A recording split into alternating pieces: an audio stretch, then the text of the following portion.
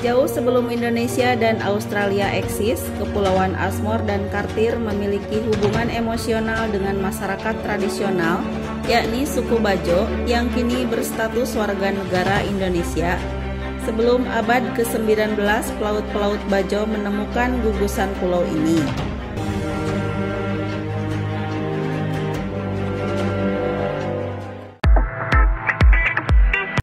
Sengketa antara Indonesia-Australia terkait Pulau Pasir atau Asmor Reef di selatan Nusa Tenggara Timur kembali menjadi perhatian di media lokal maupun internasional setelah warga adat Laut Timur mengancam akan menuntut Canberra soal klaim atas pulau tersebut. Sebagian masyarakat meyakini pulau ini adalah bagian dari NKRI. Asmor Reef dikenal sebagai Pulau Pasir oleh orang Indonesia. Namanya berasal dari bahasa Rote, Nusa Solokaek. Menurut Badan Pemerintah Geoscience Australia, Pulau Pasir adalah bagian dari Kepulauan Asmor dan Kartir. Di manakah sebenarnya letak pulau yang menjadi pusat pertikaian sengit tersebut? Lalu, apa yang mendasari klaim bahwa Pulau Pasir adalah bagian dari NKRI?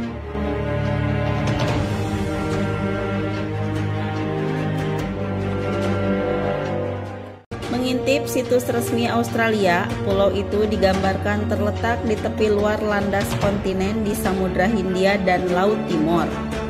Sekitar 320 km di lepas pantai barat laut Australia dan 170 km selatan Pulau Rote, Indonesia.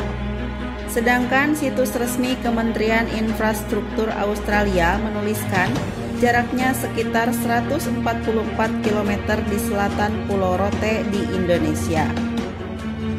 Kepulauan Asmor dan Kartir terdiri dari Asmor Reef dan Kartir Reef serta laut teritorial yang membentang sekitar 22 km.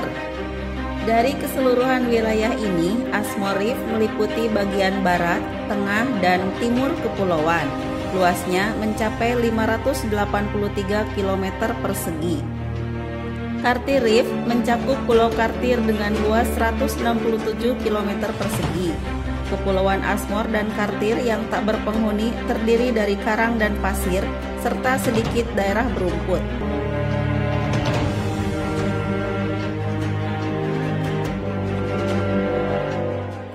Selama beberapa tahun, perdebatan sempat meletus tentang kedekatan Kepulauan Asmor dan Kartir dengan Indonesia. Perdebatan ini berakar dari pemegang mandat hak ulayat masyarakat adat Timor, Rote, Sabu, dan Alor di Laut Timor, Ferdi Tanoni. Dia adalah ketua yayasan yang memperjuangkan hak rakyat NTT atas Laut Timor, yakni Yayasan Peduli Timor Barat. Ferdi juga merupakan peraih penghargaan Civil Justice Award Nasional dari Presiden Australian Lawyers Alliance. Mantan agen imigrasi ini menyebut Pulau Pasir bagian dari Indonesia. Menurut Ferdi, Australia mengklaim pulau tersebut sebagai miliknya sejak ada nota kesepahaman atau MOU antara kedua negara pada tahun 1974. Padahal, Pulau Pasir adalah hak mutlak milik masyarakat adat Timor, Rote, Sabu, dan Alor. Ada sejumlah hal yang mendasari argumen Ferdi. Ketua Yayasan Peduli Timor Barat ini menjelaskan, Pulau Pasir kerap digunakan sebagai tempat transit nelayan Indonesia ketika mereka berlayar jauh ke selatan seperti ke perairan Pulau Rote. Ada orang Sabu bernama Amarohi yang sudah berada di gugusan Pulau Pasir bahkan sejak 1642. Wilayah tersebut juga merupakan lokasi beristirahat nelayan setelah semalam suntuk menangkap tripang dan ikan. Hal ini terbukti dengan adanya kuburan para leluhur Rote dan bermacam artefak lainnya di gugusan Pulau Pasir. Ada juga surat akte Van Eigendom dan Verponding yang diterbitkan Belanda pada saat itu atas nama Nyimas Enceh adalah warga negara Indonesia atas Pulau Pasir tersebut.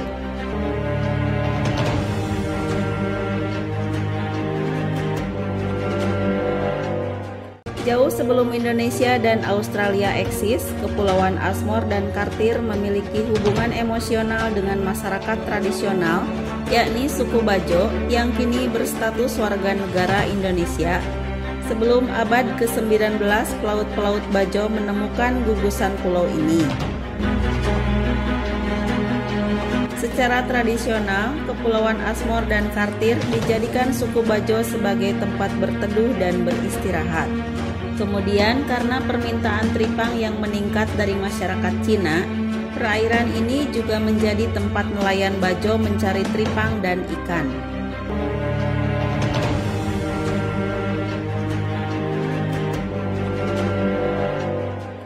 Pada tahun 1840-an, Kepulauan Asmor dan Kartir diokupasi Amerika Serikat untuk dijadikan tempat pelaut-pelaut Paman Sam mencari paus untuk diambil minyaknya.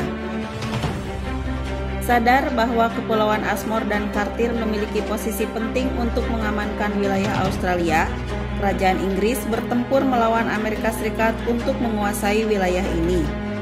Akhirnya disepakati kantor kolonial Inggris dan Kementerian Luar Negeri Amerika Serikat, Asmor dan Kartir diserahkan kepada Inggris pada tahun 1878 dan tahun 1909.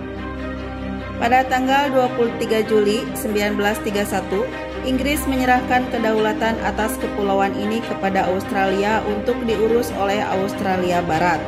Kini diurus pemerintahan federal Australia wilayah utara. Setelah dimiliki Australia, nelayan-nelayan Bajo tetap mencari ikan di sekitaran Kepulauan Asmor dan Kartir. Secara tradisional, mereka percaya bahwa wilayah tersebut merupakan kuasa mereka. Nelayan Bajo mencari ikan di wilayah tersebut sebagai bentuk ritus subsisten. Australia dan Indonesia kemudian menandatangani nota kesepahaman atau MOU tentang hak menangkap ikan secara tradisional pada tahun 1974.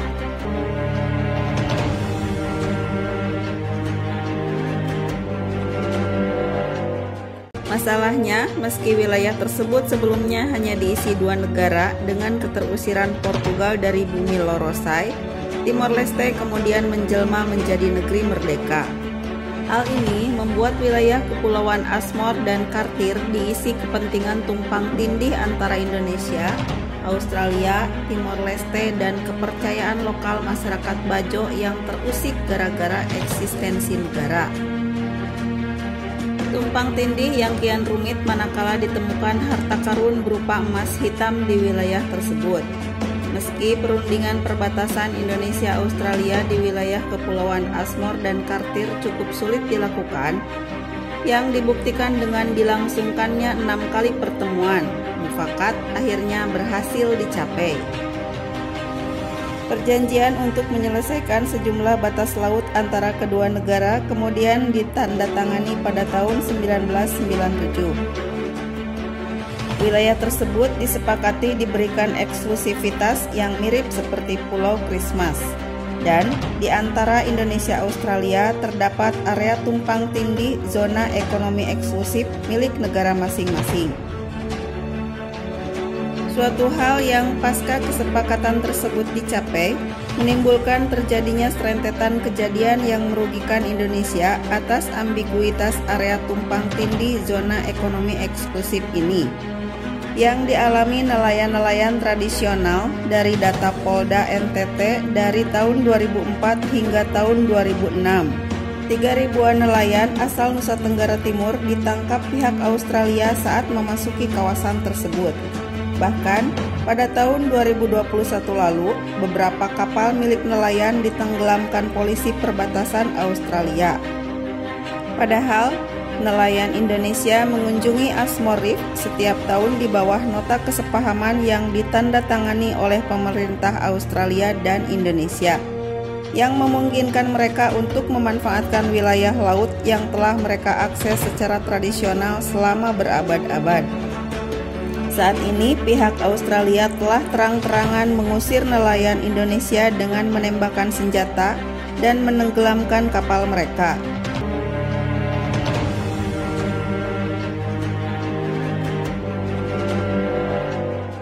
Penjelasan pemerintah merujuk pada asas uti posseditas juris. Prinsip dalam hukum internasional tersebut menyatakan batas-batas negara yang baru merdeka mengikuti batas-batas penjajahnya. Artinya, wilayah NKRI merupakan bekas wilayah Hindia Belanda. Pulau Pasir tidak pernah dijajah Belanda, melainkan Inggris.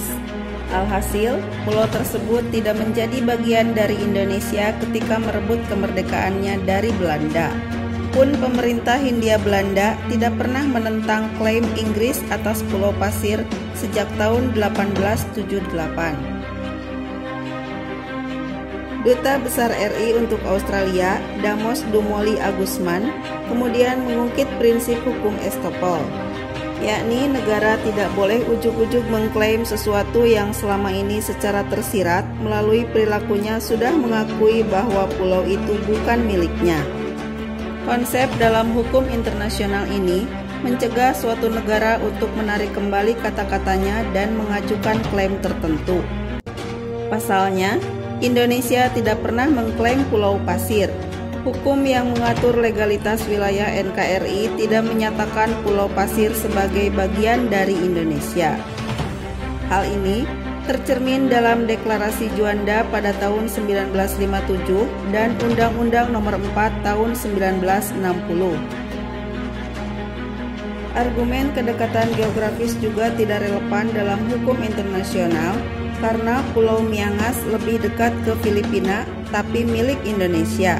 Dia juga menolak argumen tentang adanya kuburan para leluhur Rote, sebab makam-makam serupa dapat ditemukan pula di negara lain.